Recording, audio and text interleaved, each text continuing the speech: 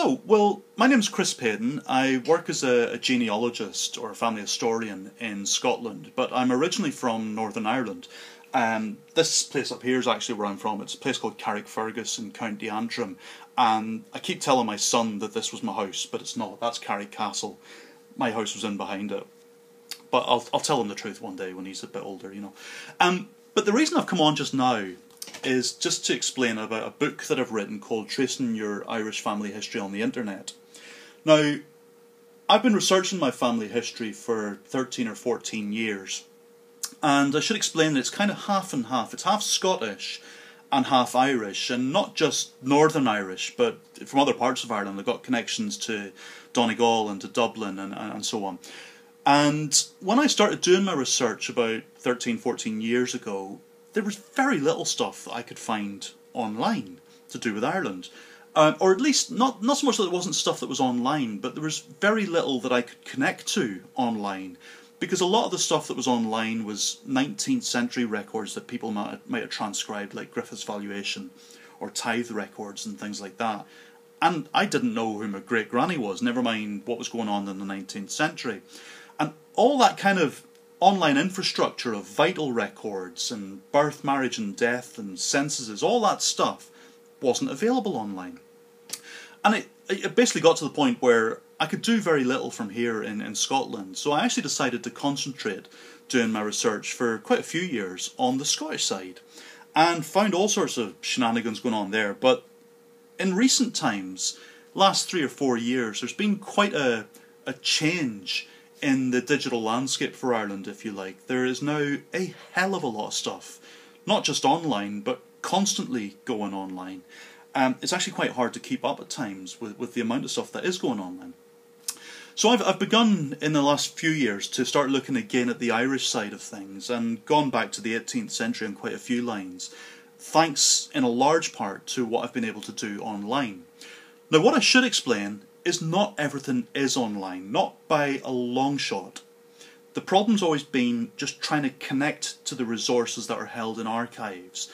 Until recent times, there weren't even catalogues online for things like the Public Record Office of Northern Ireland or the National Archives of Ireland.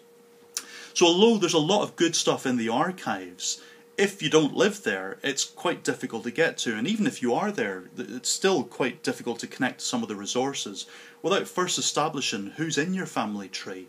And that's what the real change has been in the last 3 or 4 years. There's some really great websites providing that kind of information now. And some big things happening fairly soon as well, by the way, in terms of Ireland, North and South.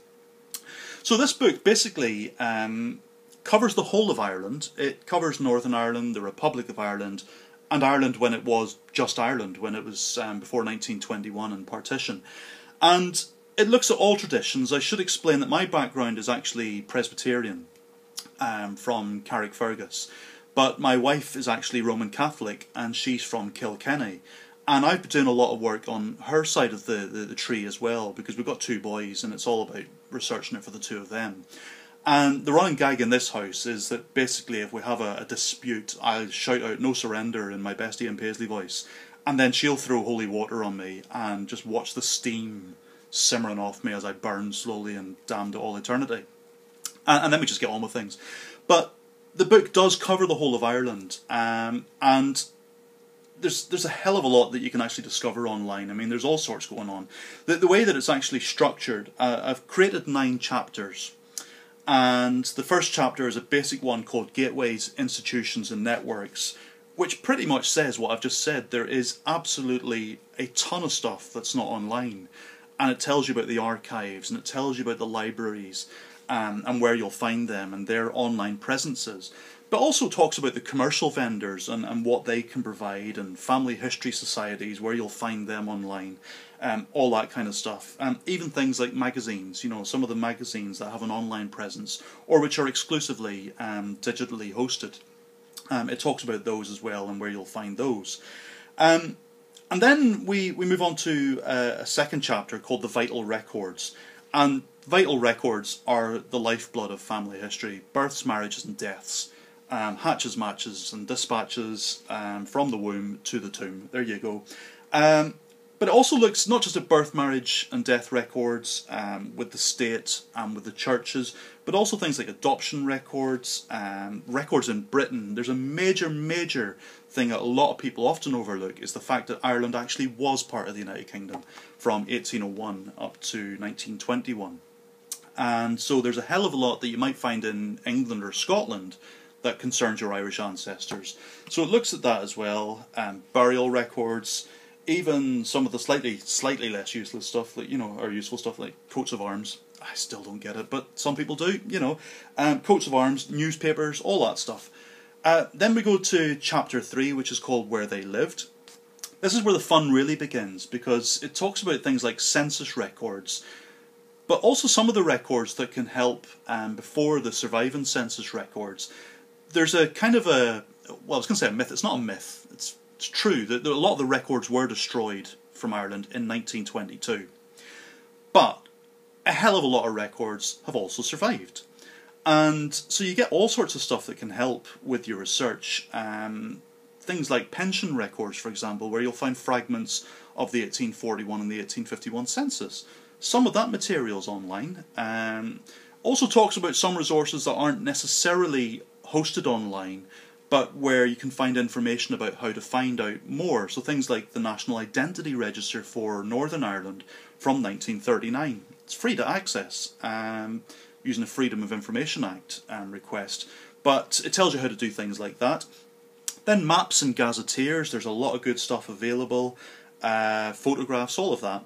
Then chapter 4 looks at occupations, and I've done quite a significant chunk of that on things like the army and the police and so on, because a lot of people joined the army from Ireland, and not just the British army. I talk about the Irish army, also things like the IRA, and if you want to get really controversial, even things like the UDR and all sorts of other groups, but also things like the armed forces, like the Merchant Navy and so on, other professions, even a wee section on the poor.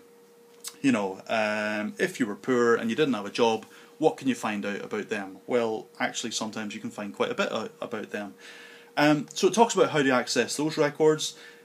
Then there's 4 chapters, province by province. I start with the province that God comes from, which is of course Ulster, but then we do Munster, Connaught and Leinster, and we also talk about, or what I've done is I've structured it county by county and listed some of the real gems you'll find across Ireland. There are some absolutely wonderful projects going on, some of them from local government, some of them by some wonderful volunteers, and the commercial vendors. They're all mucking in now and really pulling together. And then the last chapter looks at the Irish diaspora.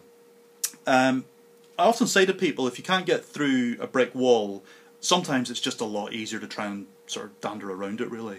And the way to do that is sometimes to look at family that emigrated, brothers and cousins and so on, because records in the countries where they settled may tell you about what's going on back in Ireland.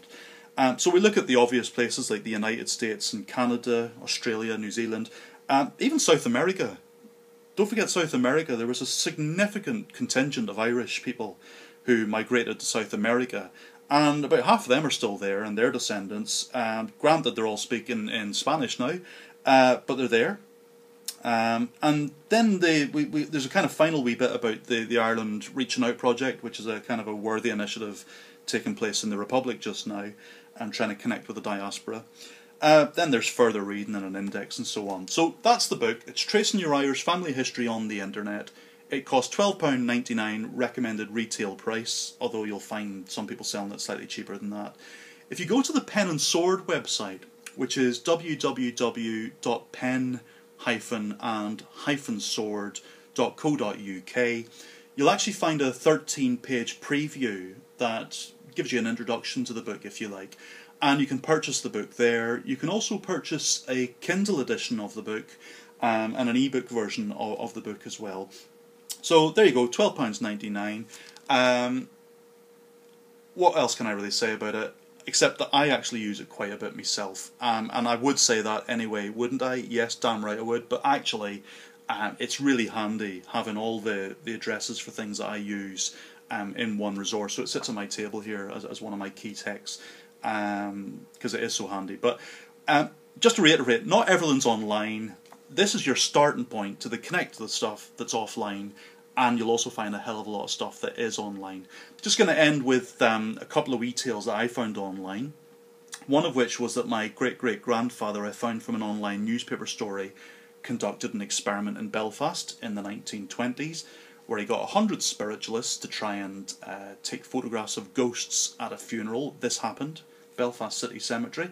There's actually a newspaper report that says on that day he was convinced that he could see spirits, and I've no reason to doubt him whatsoever. I think on that day he did see spirits in a wee glass about that size. And there's also another wee tale about my wife that I came across, where during the Irish Civil War, the Free State Army took over her great-grandfather's farm, and in this description of the Battle of Killinary, or the Battle of Carrick-on-Suir, which one it's called, there's actually an account of how they ripped down the curtains to make stockings, which, as everyone knows, in the middle of a good battle, what you really need is a good pair of warm legs. There's lots of really funny stuff online, there's some useful stuff online, but the key thing is, a lot of the stuff is now online, and hopefully this book will help you to try and find some of those resources. Hope it helps, and let me know how you get on if you do use it. Thanks very much.